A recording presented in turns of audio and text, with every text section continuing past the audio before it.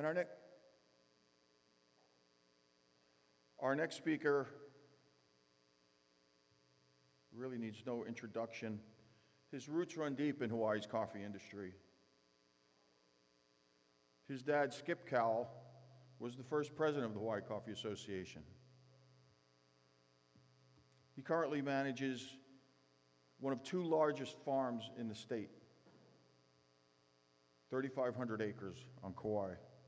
Please join me in welcoming Fred Cowell, the president of Kauai Coffee Company. Thank you, Fred.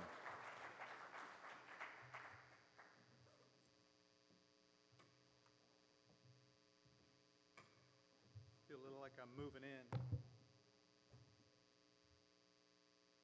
It says technology discussion. It's a little bit off the subject. I had to give Chris a topic months ago, and it kind of morphed as I've been listening to the conversation going on here the last couple of days. Got it. Can you hear me now? I got my notes up here, so I don't have to keep turning around. This is going to be interactive. It's more of a discussion. So, Olya, you and I have the distinct task of keeping people awake after lunch. That's never a good idea, but we'll do our best.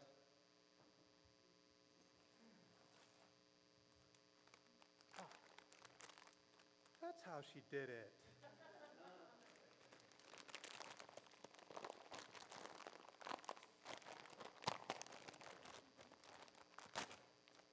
All right, so these are thought bombs. This is a discussion. So as you guys answer questions that I'm throwing out or ask really good questions, these are coming at you. So if you need to wear eye protection, put it on now, because this is going to be fun. All right, well, welcome everybody. Let me see if I can do this. Bit of an overview, why technology? Put that down for now. What is technology? Technology gone wrong. I've got a really good example from my own experience. Some of my team understands this. One size does not fit all. I'll give away the answer to that one already. That's an easy one. How are we doing and how do we know? That's one of the things that we're always asking ourselves in the business world, the farming world, anything that we're doing. And I'll finish up with a little bit of brain candy, a few recommendations on books to be reading. So again, what I want to do during this section is more provoke you to think about how we innovate and how technology is our friend or enemy, depending on where it comes up.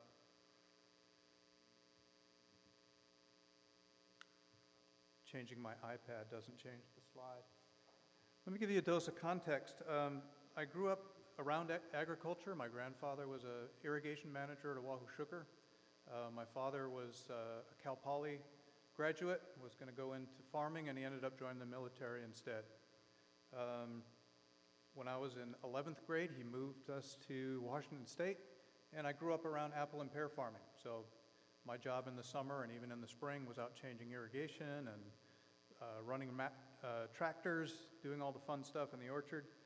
I say 20 years in exile. There's, I think, only 2 of you in the room that knew me when I was 20. I needed to move away to grow up. Sorry about that. Thinking about my dad. So when I moved back here to Hawaii, I learned that coffee farming is hard work. That's in 2002, after 20 years in the Air Force. In 2008, 2009, if you remember, everything went to hell in the economy. I ended up moving to Kauai.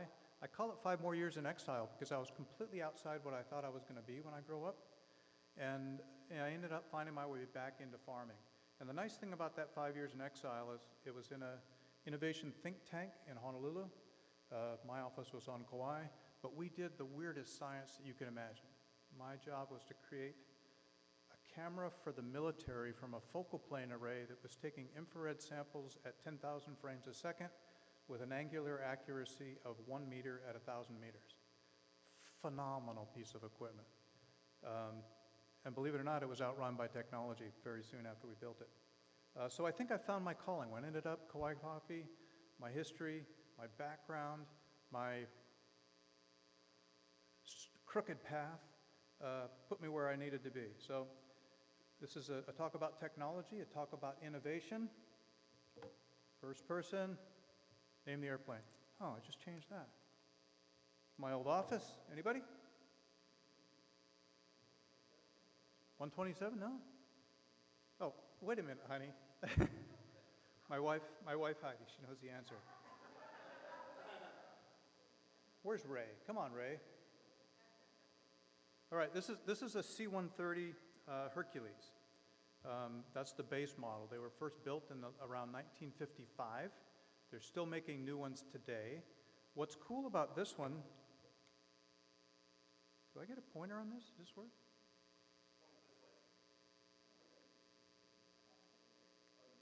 No, I was going to laser, never mind. This isn't a normal C-130. It's got a bunch of different bumps and ports and other kinds of things. So basically what Air Force Special Operations did is they took an old C-130 and modified the tar out of it to be successful in a threat environment. So it has infrared jammers, it has infrared detectors, it's got a big bulbous nose on it because it had two different kinds of radars they slapped on it to make it work close to the ground at night without crashing. And it was a flying video game. But basically, if you could imagine taking a 1958 Chevy and turning it into something that you're getting off the current production line, that's what it was like. So I was around this constant, here's something new, learn how to use it safely, don't die. I'd do it again if they let me. So why technology? Why do we need technology in the coffee industry? Anybody? Okay. His answer was he didn't have to think. What are our biggest problems? What are we fighting right now? What's out there? I can't do that. You want to run for me, Chris? Anybody want to be my candy meister? Come on up. Here, I'm going to toss it to you, Brett. All right. Well,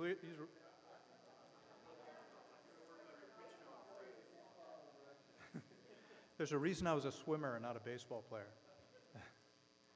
All right, we'll just give everybody candy at the end and we'll make this a little less fun. What was your answer again?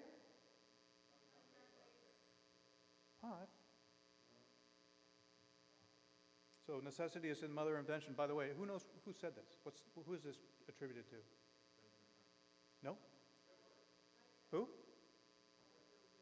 No. Einstein? No. It's actually Plato. Yeah, that's how long that's been around. Yeah, that works too. And that's what I'm asking here. So what are the problems within our industry right now? Yeah, the first one, labor. How do we get enough workers to do the jobs that we've got going? Not only is it worker pay, it's worker availability, it's worker training, all of those things that are there.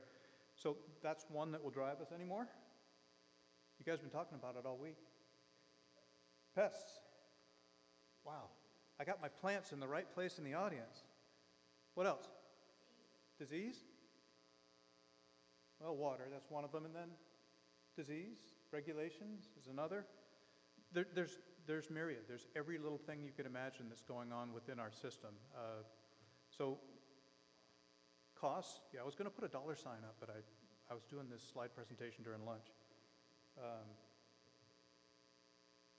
So it's really the problems that are going to drive the innovation that's going to drive the technology that we're going to be seeing as we go forward. Just in case anybody wanted to know what technology really means, it's a noun. I love the new phonetic spelling. It's different than anything I'm used to. But application of scientific knowledge for practical purpose, especially in industry, that's us. Machinery and equipment developed from the application of that scientific knowledge, and then a branch of knowledge dealing with engineering or applied science. And then some of the synonyms, it's basically the stuff that we use.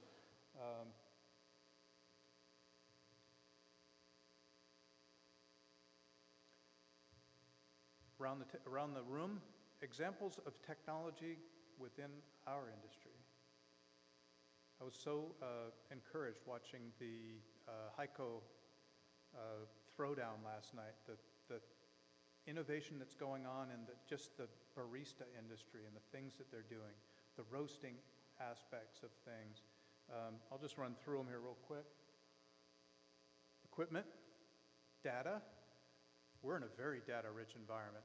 Thank you, Alia, for the presentation on Ortane. That's basically data that allows us to know beyond a shadow of a doubt where our coffee is coming from. Sensors. That's where I used to live. That was my job at Oceanit, and then all those bumps and warts you saw on that airplane were all sensors. Sensors aren't magic. Sensors allow us to make better decisions faster. Think of it that way. Machinery, got some parked out front. Wiko optical sorters, Satake optical sorters, those are all sensors that have been integrated into equipment. Discussions about fertilizers, micronutrients, and other types of things that our world technology is helping us with. Pesticides, herbicides, plant breeding, computers. How many people have a supercomputer in their pocket? We all do. Very cool, the things that we're able to do with our phones. So in one way to think about it, innovation is that link between the need and new technology. So everybody in this room, Andrea, thank you for your presentation yesterday. The innovation that's going on, I've got a whole bunch of my team over here. They're making tremendous changes. So think of innovation as that bridge between need and technology. Question for the audience, where's the best source of that innovation? What's that? I'm sorry, I missed it. Oh, universities. That's, yeah, certainly from higher learning. Anybody else? And for my team, here's the real answer. It's not from me, even though I try to be the shell answer man. The best source of innovation is the person that's closest to the problem who's enabled to try to find a solution. Farmer, some case, the processor, the roaster, the marketer, whoever else it might be. So there's so many different ways that we're going to seek innovation to make that work. So as a business owner, we shouldn't look to the business owner to be coming up with the ideas and telling his team what to do. We should be encouraging those ideas to come from our team and then giving them the freedom to do it. Even the freedom to fail. Go fail. Go try something. It might be miraculous. Might not. I still think about the Ortane presentation and how much they must have had to go through to create those three-dimensional maps that allow us to map the way that is. That's phenomenal.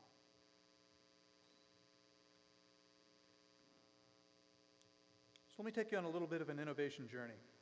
This was me, the new boss at Kauai Coffee. Here I come. I'm here to save the day. We had a problem. We had very heavy vine infestation. John, where are you? John Ching.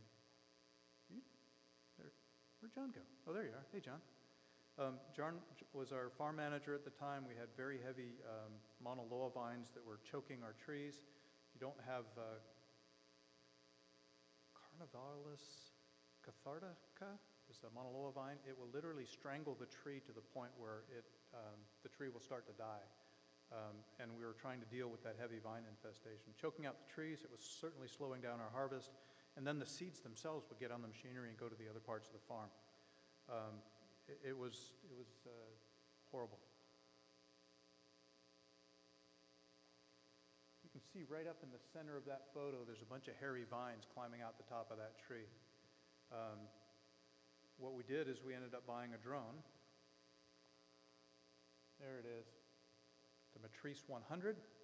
It had a visible camera as well as an infrared camera, and we were going to map the entire farm. We were going to see vines from the sky and send the teams out and zap them with the special tools. Didn't quite work out that way. By the way, the cup on the top, we learned that you can carry a 12-ounce beverage from place to place successfully. Coffee, that is, coffee.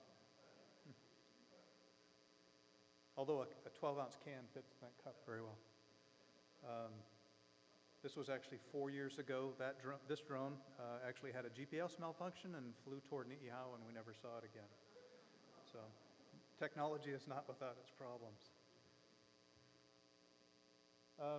We also began doing infrared mapping. So these are actually near infrared images that are taken of a certain section of the farm.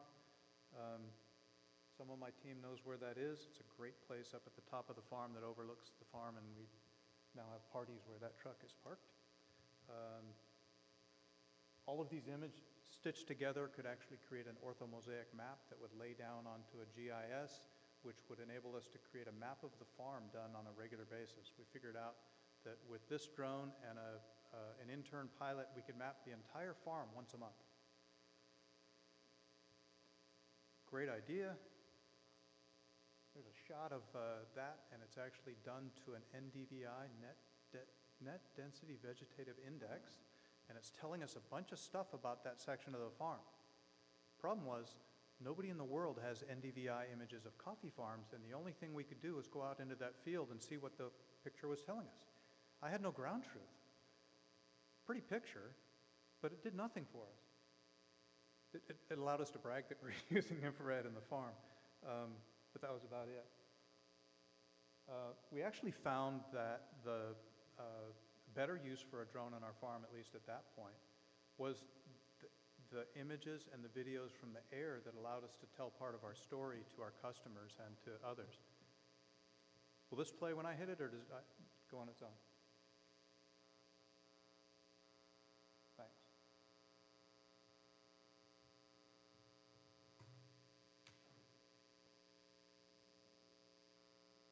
These are some of our harvesters working in the field. The birds basically think the harvesters or know the harvesters are stirring up bugs, and they think my drone is a flying weed whacker, so they're coming up to check me out.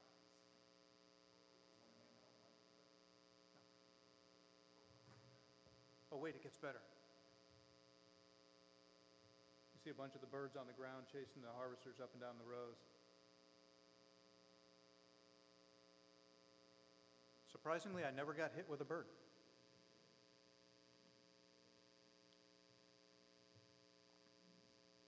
So we use this and a bunch of other video images that we've done over the years. YouTube now is a great repository, so Kauai Coffee, as well as many of your farms, have videos of what's out there.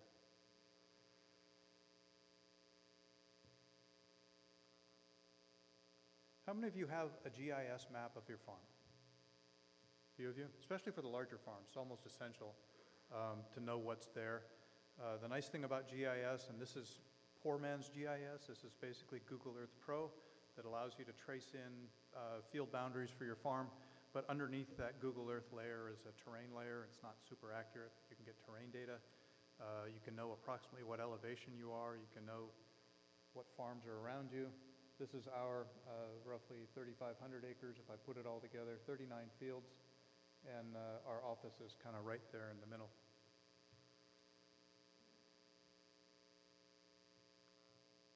Trace it even further, so every single field is broken down into blocks, so we're able to trace down to every single block.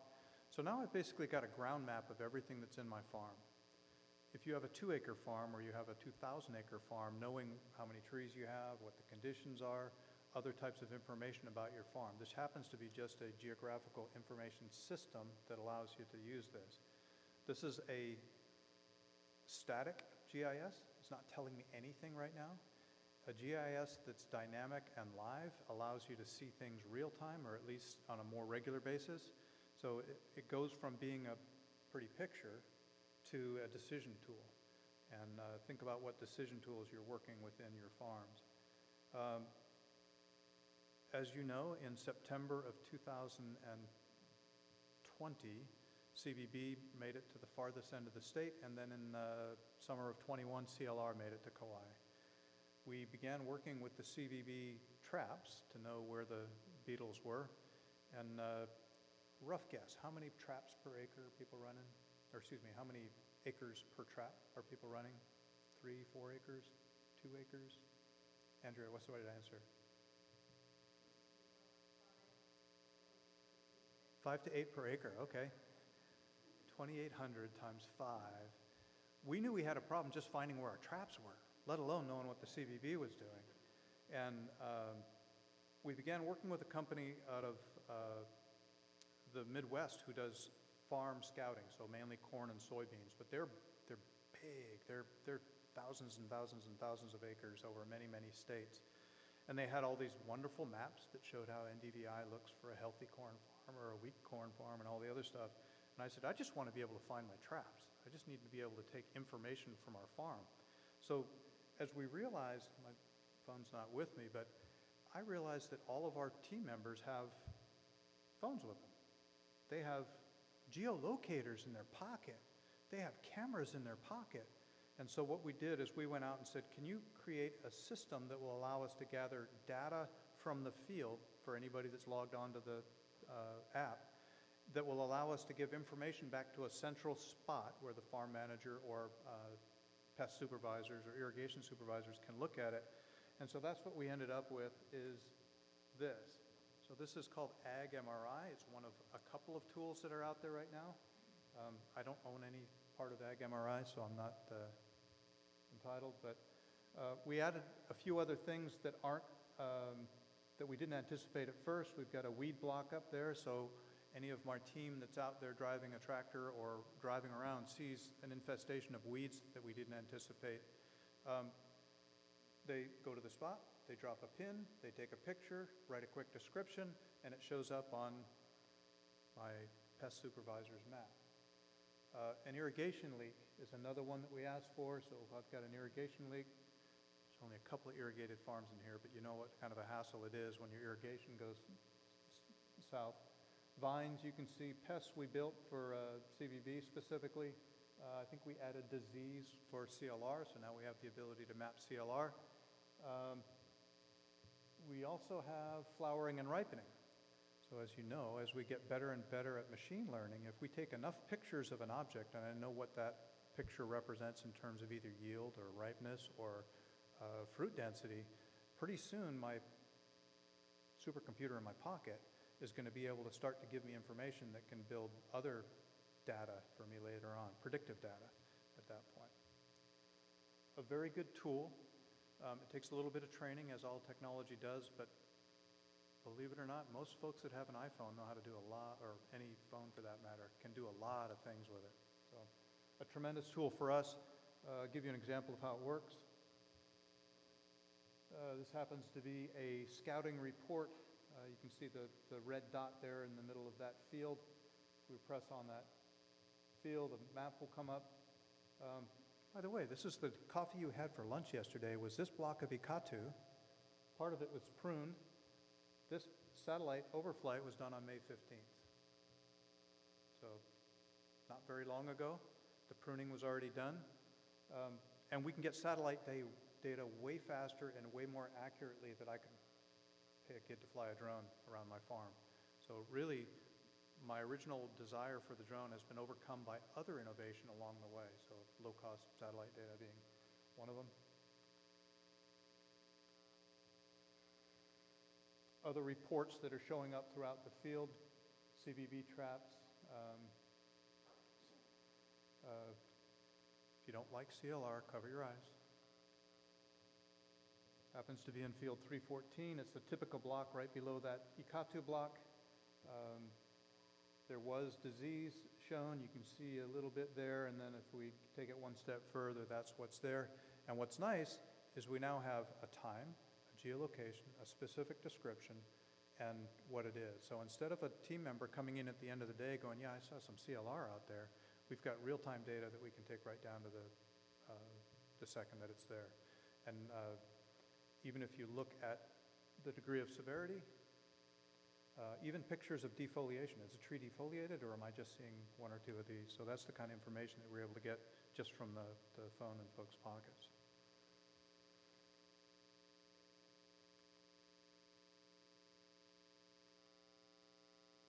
Another video. So this is Smart Yields created a product called Best Beans. So this is very similar to what I just described. This was being developed. Is Melissa still here? Melissa spoke yesterday, and Nick Manukas were very involved, so you'll get to see a lot of them in this video. We have been working for the last 10 years to improve the management of coffee berry borer here in Hawaii and in other places around the world, but especially focused in Hawaii and Puerto Rico. We're today here in a beautiful coffee field in Kona trying to work on our app, which is a new application that farmers will be able to use on their phones to monitor coffee berry borer, to monitor coffee leaf rust, which is a new plant disease that's just arrived here in the state, and to improve the quality of their coffee. So this app, the goal is to provide decision support and guidance to the grower to produce the best possible coffee. So the app has gotten as far as it has on our base funding and on area-wide funding that came from USDA, and that's been fantastic for developing it to the point where we can do monitoring. But we really need to integrate the sensor data, and that's where we're working with Vincent. That requires more capital investment. I think microclimate is so different in Hawaii, and we really are just starting to try to understand coffee leaf rust and its biology and how it spreads from farm to farm. What are the environmental conditions that are optimal for its germinations? And they seem to vary from farm to farm. And although coffee leaf rust has been in a lot of countries for many, many years and a lot of research has been done on it, we're kind of in a new situation here because Hawaii is so different from any other coffee growing region. So we need to get all of that baseline biological information collected first before we can start to understand how to manage it. And how do you obtain that initially? By observing, right? Follow, collect data for a couple of years, 2-3 years. If folks are using the app to monitor and manage their CLR, if that could also provide some of the data that we need on a wider scale and accelerate the speed at which we're able to find solutions. Certainly, because at our capacity now, we can visit maybe a dozen farms, but that's not nearly enough farms to be able to get detailed environmental information. So the more growers that would be willing to adopt the app, the quicker we're going to get the kinds of data that we need to be able to manage this disease properly. The app is supposed to really be a one-stop shop for helping the growers produce the highest quality coffee. So what we need to do is we need to integrate information on plant health and be able to feed that to the growers on how to make sure that their plants are as strong as they can be, that the soil is in good shape, that they're using a minimal number of pesticides and chemicals and inputs so that their operation remains economically viable. Another thing I want to say is that we are not in the business of maintaining apps long term. And that's something that's really important for us, is that this app be a tool that growers can rely on into the future. And this is where private partners, industry partners like Vincent Kimura and Smart Yields are absolutely critical, because they will be able to iterate and refine and enable them to continue to be available in the marketplace in the future.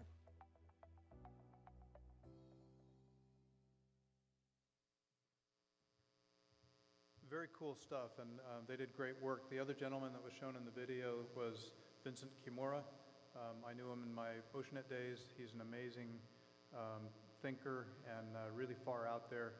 I believe Vincent's now working for the University of Hawaii, and Ryan Ozawa has taken that over. I don't know that much about their business model and where they go next, but it was actually developed specifically here in Hawaii for coffee farmers, so a very good tool. Very similar to what we were doing. It's basically allowing an aggregation of data collected using a simple tool. Some of the other features that are within this is even PDFs on how to do a 30 tree count on CLR or CVB. So really good tool. I mentioned earlier one size doesn't fit all. I had to do what I had to do for a 3,000 acre farm. The smaller farmers, or pick your section of the business, everyone has to do what's right for their section of the business. I'm going to show you another video that's getting into some other technology, really where now that leaf rust is here statewide, how do we treat it in such a way? Most of us, most of the industry is using backpacks at this point. Some of our farms are able to get mechanized sprayers into the field. Another option is to spray from the air. That's not a suitable option for most small farmers. A couple reasons. First of all, if you're using a drone for business purposes, you should be carrying an FAA license. That's my paid pitch. I got mine. If you're spraying pesticide from the air, then there's another set of license that has to come to do that, and that's not something that most farmers are going to be able to do. Vern, are you still here? Vern Long? Vern leave? I was sitting next to her at lunch, and she was describing what was going on in the Nepalese tea industry and basically innovation that was a result of changes in their environment. Many of the male workforce were leaving to India to get jobs, and the women were left to care for the tea farms. Without physical strength and without the men around, they ended up coming up with ingenious ways of tending their tea, small mechanized tools. Vern referred to them as small,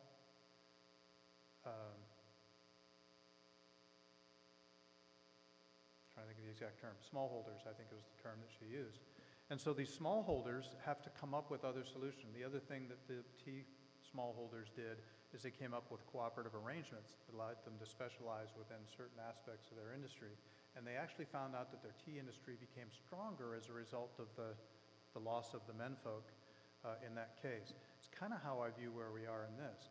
Are there ways that we can specialize on certain things that would make our CLR spraying more accurate to get done? One more video. This is actually a glory shot. I watched this and I want one. Oh, I played the same one. Here we go.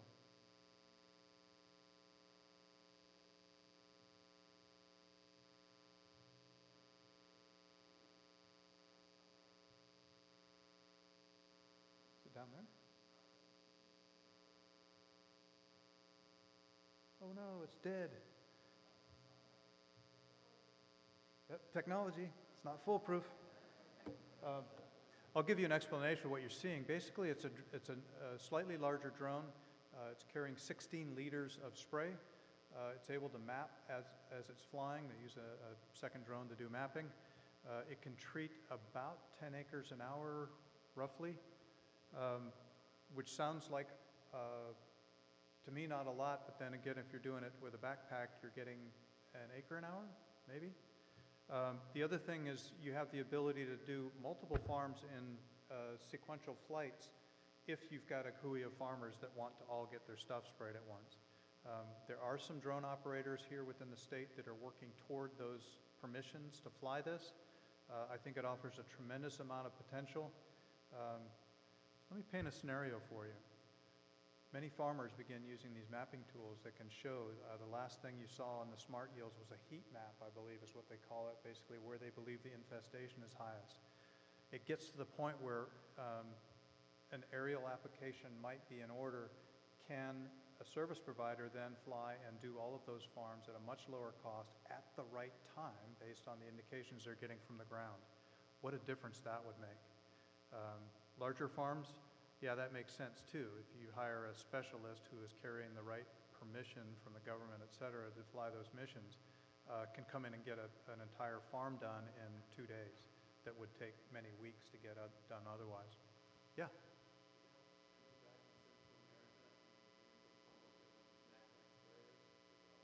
Yep. Yep. And it's really quite an amazing tool, and I use drones as an example of where technology has gone in general. What you see in that drone behind us is a whole lot of computer processing speed, some incredibly accurate sensors, the GPS that's allowing it to fly, supplemented by the infrared and visible sensors that are keeping it from bumping into things. That beautiful C-130 I showed you, I was the guy running the radar to make sure we didn't slam into the mountain. Now the drone can do it automatically without even thinking. That's how far things have come. How can agricultural innovation be taken to the next level? A highly efficient, reliable, and intelligent tool is the key. This is the DJI Agris T16. The Agris T16 was designed from the ground up. It features 6 rotors, an Rtk dual redundancy system, and an avionic redundancy system. It has a payload of up to 16 liters, a spray rate of up to 4.8 liters per minute, and 8 sprinklers work perfectly with the downward airflow, resulting in an impressive spraying effect. It has a spray width of 6.5 meters, which can cover an area of 10 hectares per hour. The multi-aircraft control mode functions with the FPV camera as well as an HD video transmission system with a range of up to 3 kilometers, ensuring flight safety and boosting spraying efficiency. Thanks to the all-new modular design of the T16, both the spray tank and batteries are easily swappable, which significantly improves operational efficiency. Its core module has a rating of IP67, making it easy for maintenance. The foldable aircraft arms are convenient for storage and transportation. a new battery management system, and a 2600-watt 4-channel intelligent battery charger increase charging cycles by 100%. When flying in complex farmland environments, the onboard DBF imaging radar empowers the aircraft to fly over varying terrain intelligently. When encountering an obstacle, the T-16 detects the obstacle's orientation and the distance to it, automatically planning a flight path to circumvent the obstacle. Pilots can view the live video feed and adjusted route on their remote controller. After circumventing the obstacle, the T-16 will automatically resume spraying. To target unevenly distributed fruit trees and varying heights, the T-16 comes equipped with intelligent solutions. With the Phantom 4 Rtk, users can perform centimeter-level scanning of the orchard. Then, DJI Terra conducts 3D mapping of the scanned area. With its AI technology, Terra can also generate 3D flight paths for more efficient planning. With the help of the Rtk centimeter-level positioning system, the T-16 is capable of flying precisely along flight paths while accurately adjusting its spray rate according to tree distribution, reducing the pesticide dosage. The DJI Agris T-16 delivers more efficient, reliable, and intelligent solutions, pushing the boundaries of crop protection.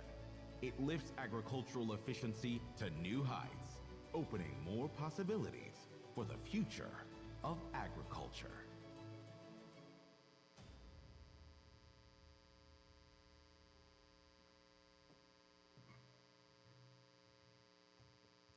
Pretty impressive.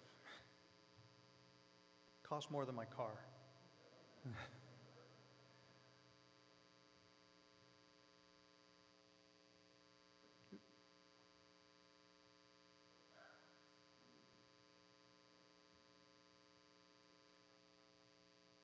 Might have dropped my last two slides. So this was kind of an exploration into a bunch of different technologies that are out there. As I said, as I look across this room and I look at how all of our businesses are running, whatever component of the business you are, we're having to innovate on the fly every single day. There isn't anything that's static in what we do. I think if we think about labor cost as one of the components that we started with as one of our problems, we have a unique set of challenges that are not solvable by putting labor against it. Even if I had a farm that was exactly like me in another country, because their labor cost is lower, they're going to come up with a different solution set for weeds, scouting, harvesting. A small farm is going to have a slightly different solution set to the same sets of problems that I do, but other small farms will be in a similar environment. If we think across our entire supply chain, everything from the nursery world, the breeding world, to the cup at the customer's lips, we're innovating constantly inside that space. The speed of innovation is actually increasing. I don't know if any of you know that. The speed of change is accelerating. I throw out a couple of books that I recommend highly. I listen to audio.com on a regular basis. A book called The Future is Faster Than You Think will blow your mind in terms of where technology is going and waves of technology on top of that. We as entrepreneurs and business people should be thinking about those things. Where is our business going? Oh, anybody market their coffee in here? Yeah, so there's a huge amount of change going in the way that we market our coffee. I think about my parents in the early 1990s, and they were actually selling green coffee because there was no online sales in FedEx. Didn't happen.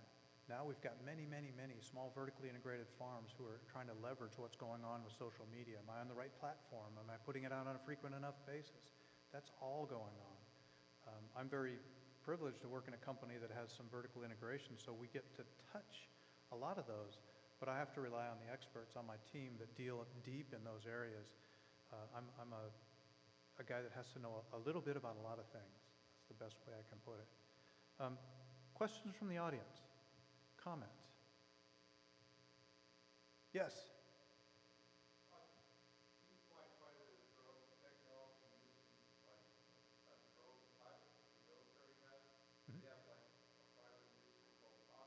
Yep.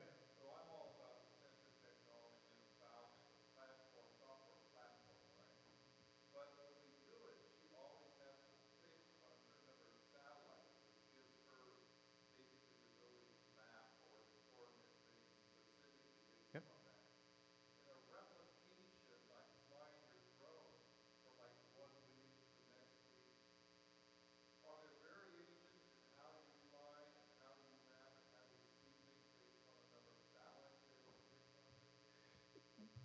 most of the time when we're flying and we have a drone operating off of satellite, or excuse me, off of GPS, you're typically locked onto 14 to 17 satellites.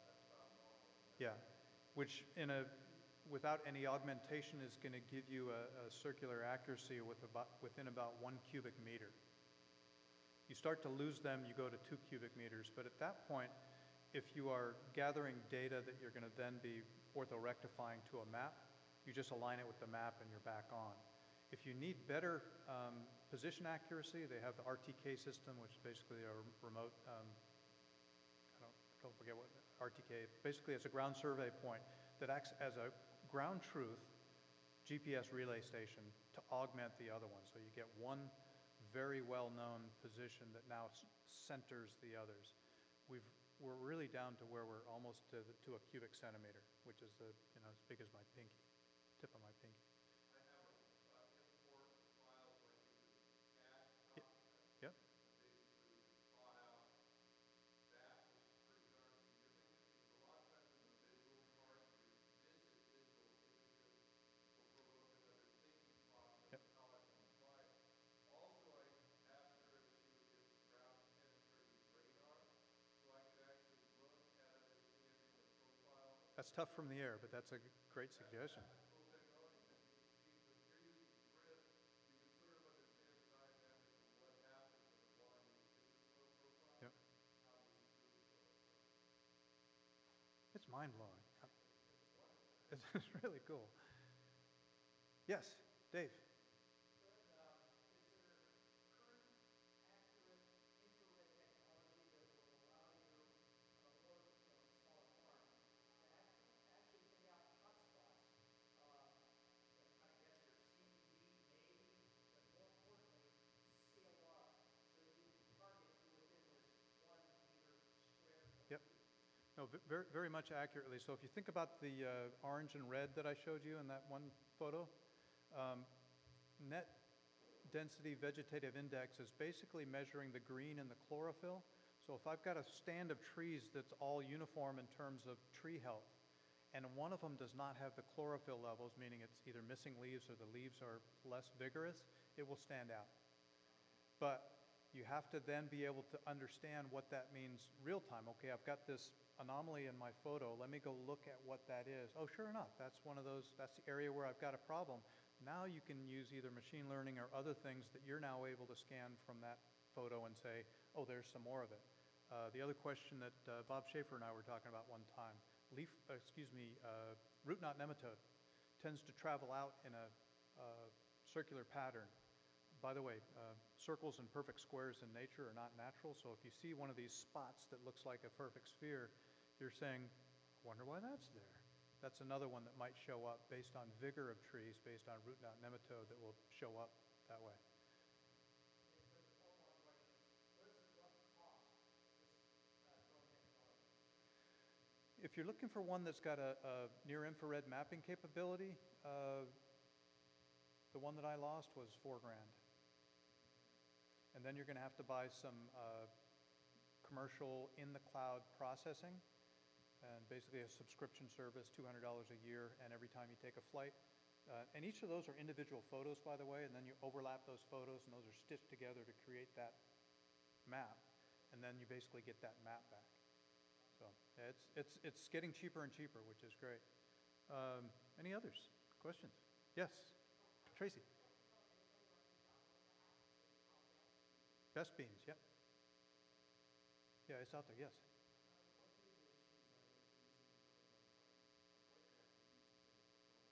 Well, it depends on what you're doing with them, first of all. If it's purely recreational, I want to take a picture of my house to share with my kids. Nothing required. If you have a drone, you have to register it with the FAA if it's above a certain 0.55, above 55 grams. If you're using it for a business purpose, which means when I fly my drone to take pictures of my farm, even though I'm not paying myself, it is for a business purpose. So I've got to have a Part 107 exemption that allows me to fly the drone safely. It's basically an exam that you take, and you get a card from the FAA that you can carry around. Not that difficult, but there's a lot of folks that, whether they're videographers on YouTube or other types of things who are wedding videos, you name it, who are truly using it for a business purpose that are not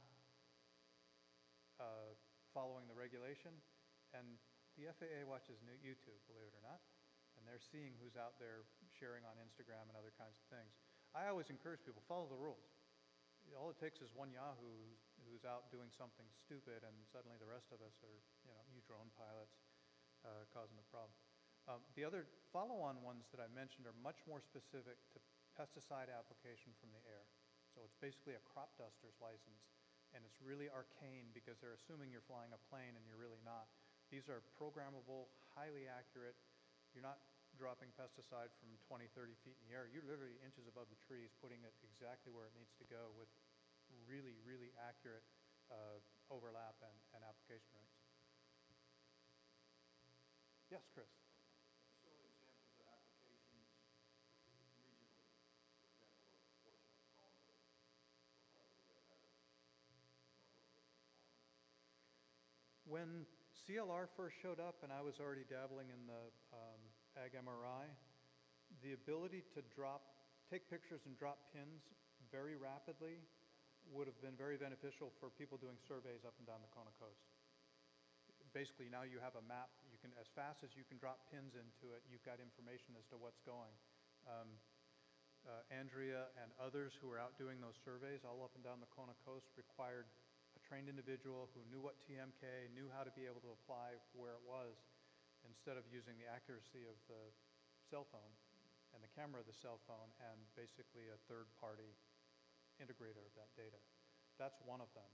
The other is if you're looking at, and we're talking farm now, but if you're looking at multiple farms who would have to backpack 3 to 5 acres, but you get a hui of 10 of them together, suddenly you can do 40 acres in a very short amount of time and very cost effectively and get a much more accurate application.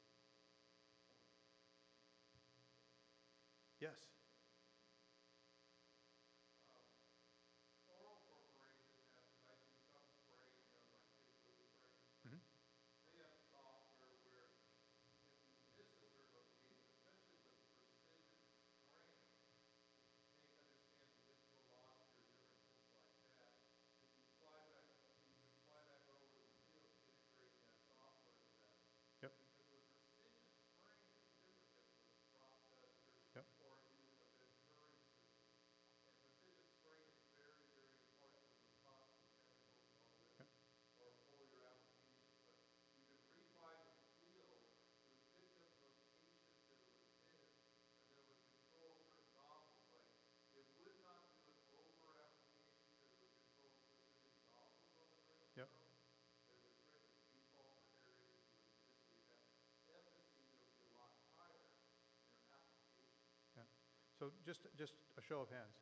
Who's worked a backpack sprayer going up and down for CVV and CLR? How accurate is that in terms of application rates? It's hit or miss, it really is, and it might make you have to go back and do it again.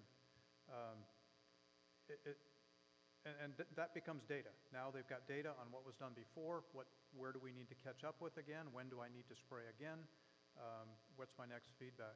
Some of the other stuff that's coming down the way and some of the things that I'm excited about, we've been talking many years.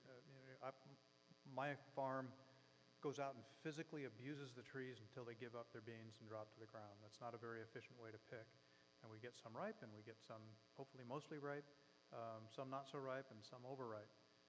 Robotic pickers, I think, are in our future. What's that? It should be. That's the holy grail. That really allows us. So if we think about ourselves as a system, we're a two-legged optical sensor, right? We've got 2 sensors here. We've got 2 manipulable devices, unless we've got our shoes off.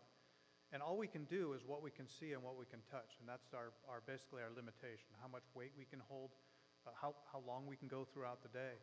Who even knows if visible light spectrum is the right spectrum to be picking it?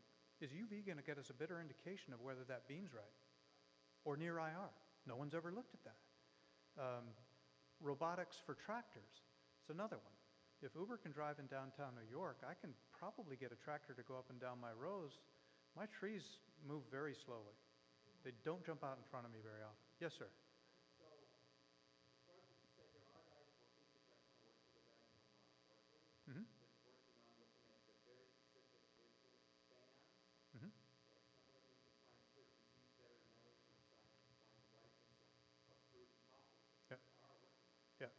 No, it's coming. And then of course, processing speed and data duplication and other kinds of things means that technology is going to accelerate faster and faster.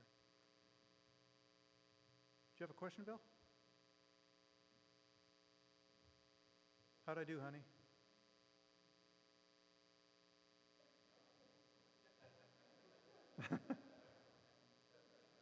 How'd I do? Sir?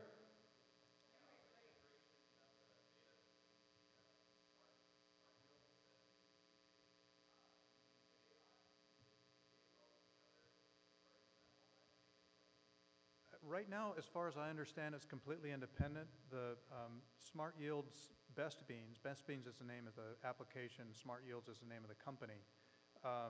It's an iPhone or tablet-based program. Some of that information can be brought into a GIS, a Google Earth or something like that. And then if you had other information that came from another source, but they don't integrate directly, you'd have to take it to a desktop somewhere that's going to allow you to see both of those pieces of information. Yes, Chris. Can you discuss a little bit about regulations or restrictions or privacy concerns about flying over farms? Does the farmer own the airspace over the farm? How does that work? Great question. Technically, none of us own the airspace over our farms, houses, etc. There is an expectation of privacy, and one of the things that the FAA stresses is that you're not to invade somebody's privacy. So if I were having multiple small farms that needed to do a spray, I would inform the neighbors and say, you know, we're going to be doing a spray on such and such a day. The drones will be programmed such that you don't overfly the houses. But just as a matter of courtesy, I'm putting my drone in the air today. I'm not spying on you. I'm doing such and such. When I fly a drone over my house, for instance, I just let my neighbor know I'm going to be putting a drone up. It's me. Okay, no problem. It's really a matter of courtesy. But no, there are no specific regulations, and I know the state of Hawaii was looking at the Flying Tom rules, as they called it, and it's really a degree of privacy that people would want to expect. But given how well sensors can detect things at miles of distance, I don't have to fly a drone over somebody's house to peek on their porch, if I were so inclined, but I'm not. Okay. Anybody else? We're in a very dynamic and rapidly changing industry, and it's really up to us to make those changes. As much as possible, I believe that the ideas that we come up with and the things that we come up with, they may be proprietary, but I think it's beneficial to our entire industry to be sharing these things and kicking around ideas, you know, sitting down having a beer and going, what if we did such and such? What might happen as a result? We're in a very exciting time, but then at the same time, we're at a very perilous time, and ingenuity and innovation is really going to be one of our saving graces. So, thank you very much.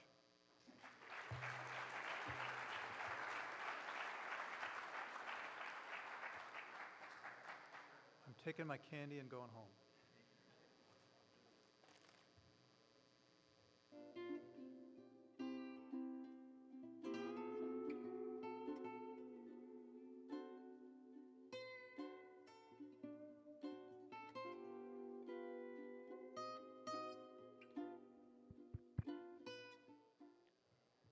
Thank you, Fred. That was really interesting. Thank you. Okay, the silent auction is now closed. However, the trade show is still open, so please check those guys out. Our dinner is at 6 p.m. at Ray's on the Bay. That's on the other end of the property. We're presenting the HCA's first Lifetime Achievement Award and the HCA's Legislator of the Year Award. We'll have remarks from Congressman Kai Kahele. We're going to reconvene here in about 10 or 15 minutes, where we will have our elections at about 2:45, followed by our board meeting.